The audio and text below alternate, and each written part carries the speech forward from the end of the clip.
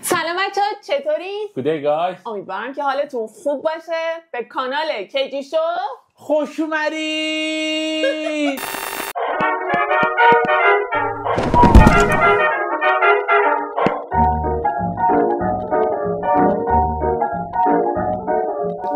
امروز چه خبری داری برای بچه‌ها؟ امروز یه خبر دست اول داریم. آقا کسرا، یه چیزی که خیلی وایرال شده این روزا، این بلایند دیت و این دیتای عجیب غریبه که توی سوشال مدیا خیلی وایرال شده. حالا می‌خوایم چیکار کنیم؟ ما خیلی رندوم خب مثلا یه 10-15 تایی ویدیو پیدا کردیم ببینیم و ریاکت نشون بدیم و ببینیم چه خبره. خب میریم با ویدیوی اول. فرزاست به نظرم چی؟ بهم رو نده زیاد. شما چیزی مصرف می‌کنید کلا تو زندگی؟ تتوات کجاته؟ تتو پوشی گوشم. پشت گوشه می‌تونی تو دوربین نشون بدی؟ بله. معلوم میشه اصلا نیازی نیست. یه تتو آن آفه. چرا؟ به خاطر اینکه آفت کردم اینجا تو زدم. مغزو باز کردی؟ نه اصلا ربطی به مواد مخدر نداره. این نظرت تو غذاست؟ خشن باز. بریم. ولی یعنی چی؟ دکه اناقه نزنم. فلگ تو به میگی؟ بگم بی‌احترامی. خب منم بگم نمیخوام بر بخوره کسی ولی یکیش کبیره. اینکه کبیر رفته باشه. پول کبیر. اینو خیلی میشنوم. ولی سوال مثلا اگه یکی باشه که ازش خوشت بیاد، خیلی خوشت بیاد، سیگاری تور کبیرم رفته، این دو تا رو باشه ما چیکار می‌کنیم؟ کبیر که نرفتی.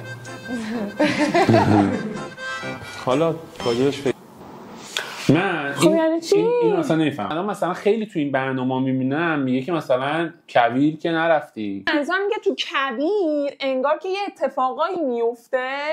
اون کار همه جای کشورم میشه کرد. یعنی شما تو خونت تو کرج باشی، تهران باشی، غرب باشی، شرق باشی، شمال، جنوب باشی. یعنی مثلا کبیر جزء مثلا اینجوری شده که مثلا بری خواستگاری مثلا بگی خب عروس خانم اگر کبیر عروس خانم نرفته که کبیر نرفته انشالله. یعنی چی؟ اگر میدونید که توی کبیر چه اتفاقاتی میفته به صورت خیلی سالم و صحیح و بدون آره فحش بگید چه خبره تو کبیرا، بگید ما هم بدونیم. تو یعنی معتقدی که مردم بالا شهر عموماً فرهنگ بهتری دارن نسبت به مردم پایین شهر؟ آره نه من برام فرقی نمیکنه.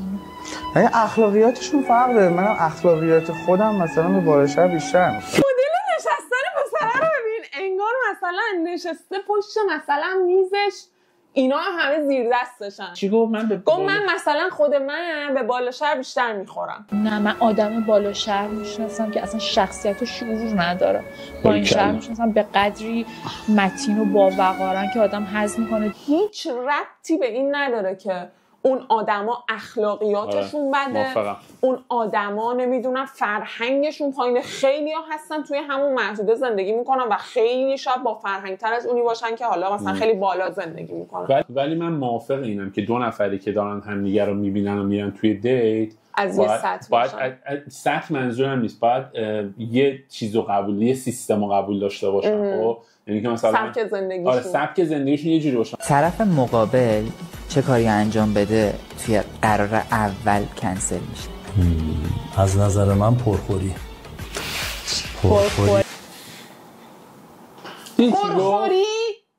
بذار نگاه کنیم برگشت رو. اینا گفته نماند. پرخوری منظورم اینه که پا به پای پسر غذا نخوره. این فقط فکر کنم بکتری اصلا قشنگ نیست.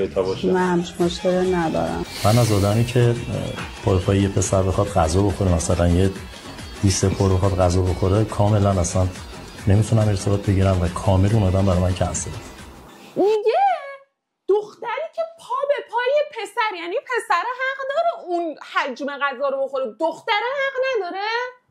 نمیگه اصلا پرخور باشه. نه داره میگه دختری رو دوست ندارم که پا به پای پسر یه دیس غذا بخوره. خب تو چرا میخوری به عنوان یه پسر؟ اصلا یه آپشنه به نظرم. چیه حالا مثلا تو چلو کباب مثلا سلطانی سفارش بدی، دختره سالاد سزار بخوره چون که مثلا باید شیک باشه. دختر میدونی از چی خیلی بدم میاد؟ مثلا همینجا اینو بگم. آره یه چیزی که خیلی میگن دخترها رو میذارن توی یه دونه مثلا چارچوب. پسر اشکال نداره فوش بده، ولی دختر وقتی فوش میده خیلی زننده است. پسر اوکی پرخوری کنه، کثیف غذا بخوره، ولی دختر نباید پرخوری کنه، نباید راحت غذا بخوره. زننده است. یه خانوم با هم کی گفته همچین حرفی رو؟ واقعا کی گفته همچین حرفی؟ نمیگم ما فوش دادن قشنگه مثلا که دخترم باید فوش بده.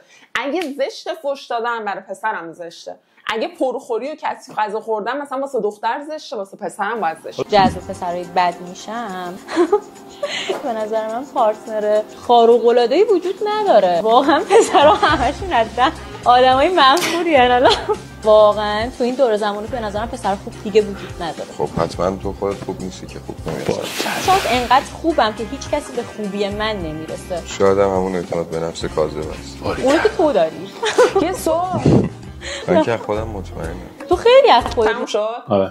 یه سوال، اگه تو برات انقدر پسرها، شخصیت پسر، وجود پسر برات منفوره، اونجا چی کار میکنی؟ چرا همدستگرا نیستی؟ اصلا چرا اومدی که با یه پسر قرار بذاری؟ اصلا یعنی چی همه پسرها منفورن؟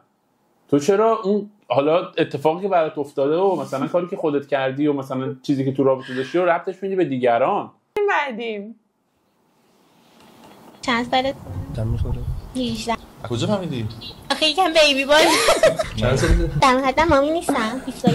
تو میرزامات قرار بوده. 21 سالشه زنه میگم. چی بیاد؟ وسیله دارین؟ نه. کارت چیه؟ مستقله؟ من هزینه کن نیستم که. آها. بابا هواشو داره. دادی مشکل نداره اینجایی؟ چه مشکلی باید داشته باشه؟ از خودشه یعنی؟ از خودشه میدونه؟ دیگه مثل تو دیگه من ندارم بابات بگم پسر تا اجازه میدی بیاد تو برنامه. نه آخه این تازه به سن تکلیف رسیده 18 سالش شد. الان شما رضایت تشکیل گرفتی پدر یا مادر؟ یه رضایت نامه واسه این بچه بیار. خرجت هم باید بکنه. هزینه ها با مرد دیگه. خانم مرد نشده. البته من مثلا چی میشه؟ چی دوست داری عزیزم؟ گفتن که وسیله نقلیه. بیبی بازم؟ خیلی بد نگفت؟ این حرف شما توی این کشور مجازات زندان داره خانم. بیبی بازم رات نمیدن هیچ جایی. بعد تو 21 سالته تازه. اون که با من میاد بیرون باید سطح امتیاز استایلش با من یکی باشه. نمیتونم یه دختر توپل دستشو بگیرم خداحافظ بریم تو خیابون بیایم. نداریم همچین چیزی. من دوست دارم دست پارتنرم میگیرم برم یه فروشو خرید میکنم حتما اون آیکن در بیاره بپوشه. نه اینکه بگه خانم یه سایز از این بزرگتر بده زیرش معلوم نشه. بعد طرز غذا خوردنش خیلی برام مهمه. دم به غذا خوردن نداریم. ببین اصلا با این کار ندارم که سلیقه هر کی چیه. خب خیلی عادیه که یکی آدم پر دوست داشته باشه، یکی آدم لاغر دوست داشته باشه. اصلا با این کاری ندارم. ولی ورزشکارا، اونایی که مثلا ورزشکار، من یادم این پسره از اینایی بود که مقام میاره تو بدنسازی و چیز بوده. مربیه. ایناست که فکر کنم توی این سیستم‌های جدید نمیدونم اسمش چیه ولی با کت جوار میرن جلو داور بعد لخت نمیدونم فیتنسیه چیه. آره. اینا خب سبک زندگیشون خیلی متفاوتی دیگه. خب مثلا غذا خوردنشون، تفریح کردنشون، ساعت خوابشون خب کاملا با یه آدم عادی فرق میکنه و این آدم به نظر من حق طبیعیشه که پارتنری که انتخاب میکنه دوست داشته باشه مثلا سبک خودش باشه و نمیشه که مثلا یارو بشینه سالاد بخوره شب بعد پارتنرش بشینه جلوش پیتزا بخوره یا پارتنرش مثلا ساعت 3 صبح بخوابه این میخواد 9 شب بخوابه. خب سبک خودش رو میخواد انتخاب کنه. بریم بعدی. بفهمیم. دارم میگم آقا تو با یه نفر باشی خب بعد این وسط هم یه لایی بازی کنی ولی این نفهمه. اگه نفهمه به نظر من اشکال نداره. به نظر تو اوکیه؟ یعنی اگه دوست دختر این کارو کنه واسه تو مشکل نداره. ببین اگه من نفهمم باعث عصب، اگه من بفهمم چرا مشکل داره ولی اگه من نفهمم باعث ناراحتی من نشه.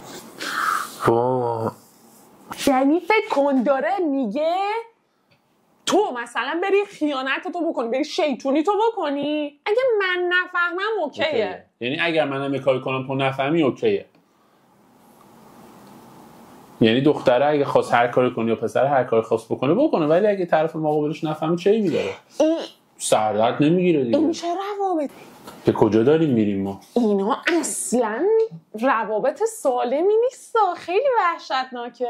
نمیدونم. یه پسر قدش کوتاه ولی میدونی باش خوشبختی و چه میدونم تمام. چقدر کوتاه؟ 3 سال.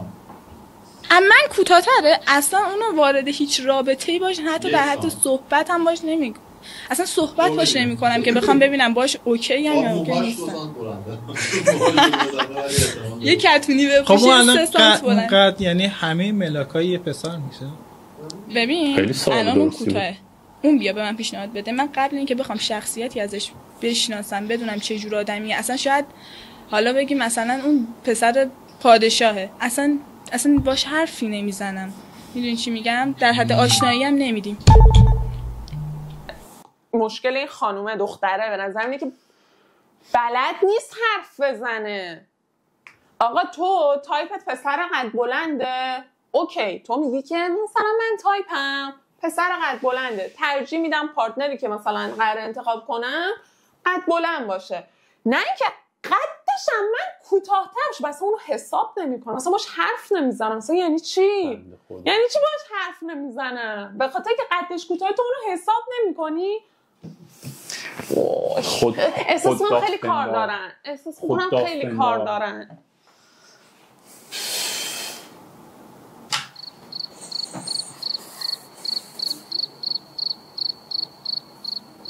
یه خدا وکیلی نه به خاطر کامنت گرفتن، دقیقاً به خاطر همین. ولی خدا وکیلی میاد بنویسید واقعا الان اینجوریه. الان یعنی مثلا اگه کافه جایی میرید، اگه رستورانی میرید، احساس کنید مثلا میز بغلیتون مثلا اومدن دیت، حرفایی که میزنن واقعا این شکلیه، مثلا تو دوستاتون، تو آشناهاتون واقعا این شکلی هن. خب بچه‌ها اینم از ویدیوی امروز ما. امیدوارم که ویدیو رو دوست داشته باشید. حقیقتا من یکی که خیلی به مغزم فشار اومد، یعنی هی احساس کردم باید مغزم به کار بندازم بلکه بفهمم و هرچی به کار مینداختم نمیفهمیدم و خسته شدم. اگر دوست دارید که از این سم‌ها بیشتر براتون بذارید لطفاً برامون بنویسید. اگر ویدیومون رو دوست داشتید ویدیو رو لایک کنید، برامون کامنت بذارید، سابسکرایب کنید و ما رو حتما با دوستاتون به اشتراک بذارید. خب بچه‌ها خیلی خوش گذشت. ویدیو بعدی می‌بینیمتون. خدافظ. بای بای.